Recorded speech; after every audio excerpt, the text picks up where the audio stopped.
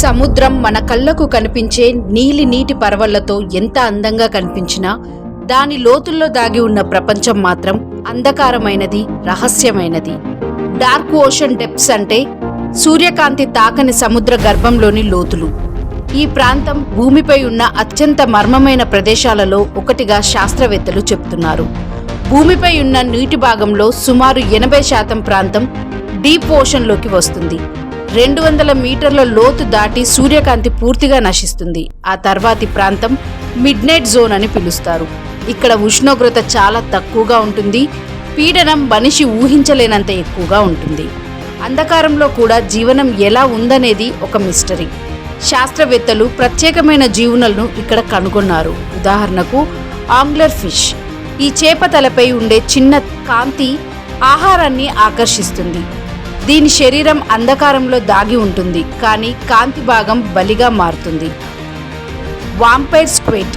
ఇది రక్తపాతం ఏమీ చేయదు, కానీ దీని ఆకారం భయంకరంగా ఉంటుంది. ఇది తన రెక్కలతో ముసుగేసుకుని శత్రువుల నుండి తప్పించుకుంటుంది.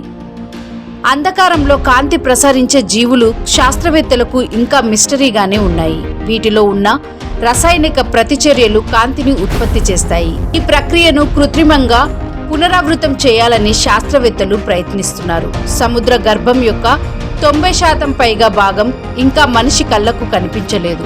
అంతరిక్షంలోకి మనిషి ఎక్కువగా వెళ్ళినా సముద్ర గర్భాన్ని అంతగా అన్వేషించలేదు. కారణం తీవ్రమైన పీడనం, అంధకారం, చల్లని ఉష్ణోగ్రతలు.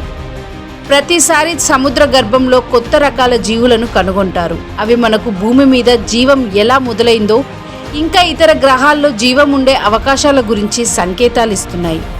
మొత్తానికి డార్క్ ఓషన్ డెప్స్ అనేది కేవలం సముద్రంలోని లోతు కాదు, అది భూమి యొక్క అగాధ రహస్యం. ప్రతి పరిశోధనతో కొత్త జీవ రహస్యాలు బయటపడుతున్నాయి, కానీ ఇంకా అన్వేషించాల్సిన ప్రపంచం చాలా ఉంది. అంధకార సముద్రం మనకు చెప్పేది జీవం ఎక్కడైనా, ఏ రూపంలోనైనా ఉండగలదని.